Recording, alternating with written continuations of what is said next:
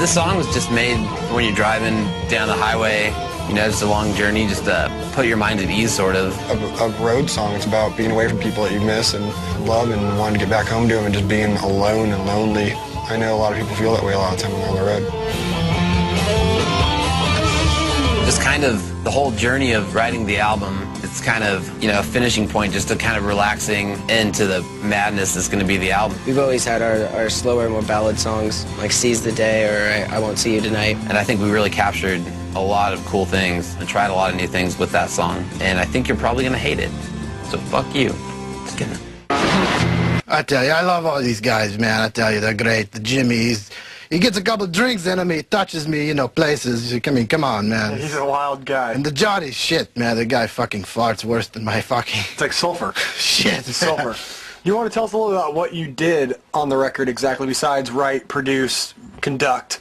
I mean, what else did you do? I heard there was a lot of vocal comping going on here, and... Well, I comped your vocals, you know, Shadows. You did a great job. Like I said, the yeah, is very great, very cool, you know. I love that shit. And I'll tell you something right now. This is just between, you know, me, you, and, you know, the kids that are at the home. The Gates, man, he did not play a couple solos, if you know what I mean. I just, you know, late one night, I play guitar. You play guitar too, huh? That was you. Well, I wanted to thank you personally for making our record better than it would have been.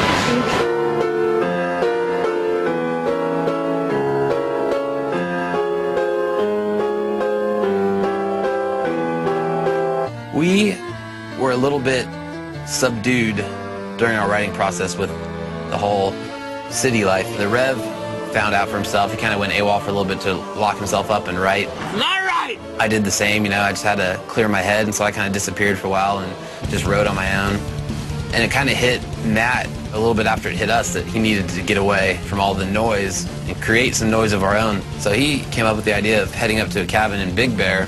Everybody was up in Big Bear at M. Shadow's cabin. Because we were just getting bugged too much by neighbors and family and fans and friends. You know, we've come a long way and achieved some success. And coming to Huntington Beach and writing isn't necessarily the same as it was several years ago. We had a little bit of a writing process up there to kind of get away from everybody in Orange County. We wanted to clear our heads and get up there in the mountains where there's just nothing around you and we could just be inspired by each other. Sinister and the Rev had this band called Pinkly Smooth. It's just primarily goblin metal, heavily Danny Elfman influenced, as well as Oingo Boingo. When Jimmy decided he was going to write on this record, he didn't know how to write Avenged Sevenfold style stuff. And we're like, you don't understand, like, we are Avenged Sevenfold, we can write whatever we want.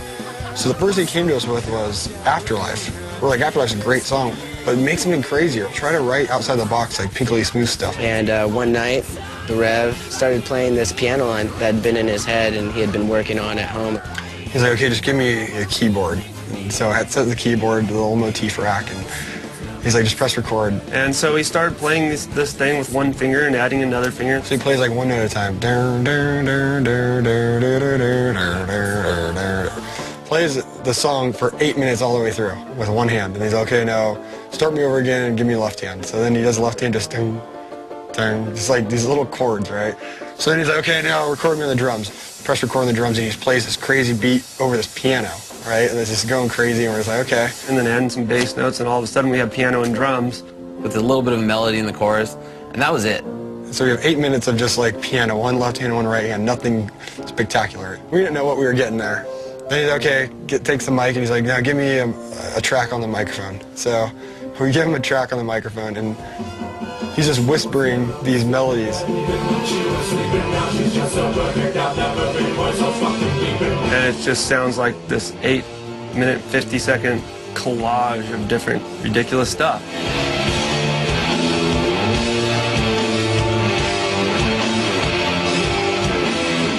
When I first heard it, I fucking had no idea what to think. I thought, okay, well, this is cool. The Rev's crazy now. What?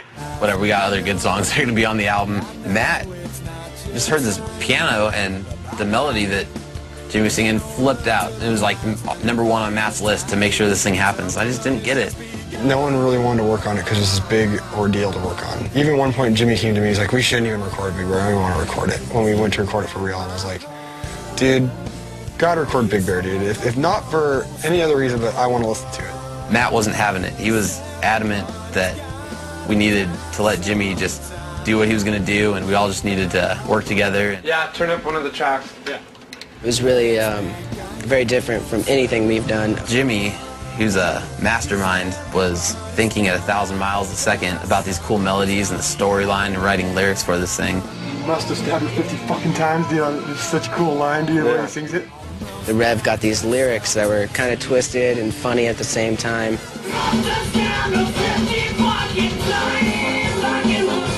It's basically a story about a man murdering his significant other and preserving her to do whatever he pleases with her. And the story takes a twist. She comes back from the grave and kills him. And they go on this murderous rampage. They're both dead souls together, and they get married and terrorize everyone else. As it started to come together, the song was just so amazing, and we definitely wanted to make it a special song for everyone, as it was special to us.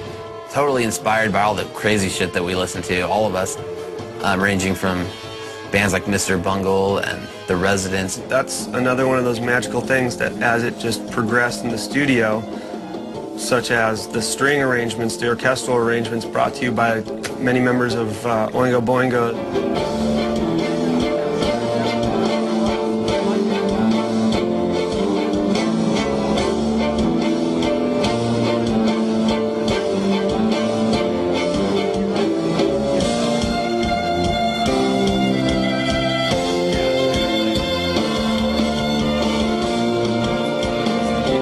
Mark Mann said, I'm going to call Steve Bartek to work on this song and do horn arrangements. And I said, yeah, let me involve Steve Bartek, the guitar player from Boingo, and get him to do some horns and stuff. So we're like, Steve Bartek, fuck yeah. Like, Mark Mann and Steve Bartek, the dudes from Oingo Boingo who do all Danny Elfman's stuff, are going to work on this song with us.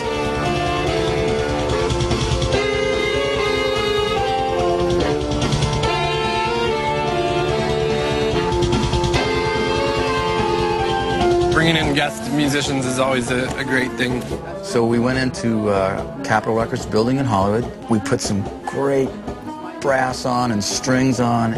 Working with them was awesome because they just bring a great deal to the table, like shit I couldn't come up with myself.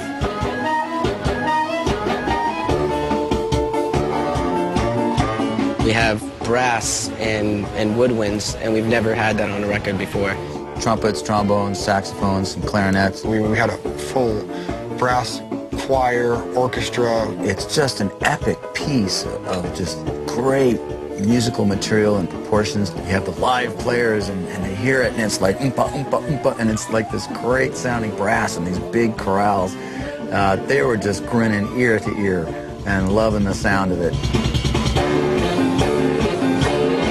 Once that was on there, then I'm like, wow, this is something great, bigger than we've ever done. Added some choir today here at El Dorado Studios.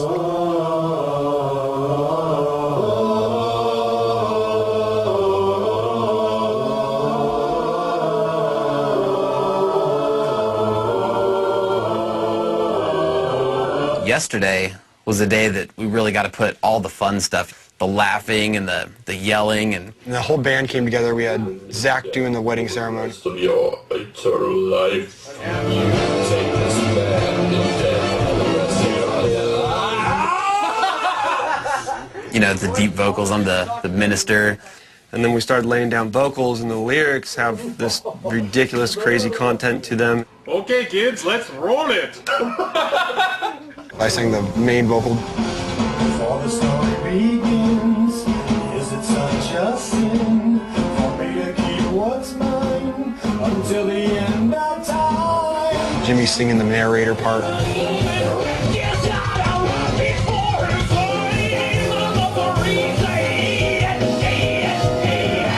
We had a girl named Juliet come in and sing.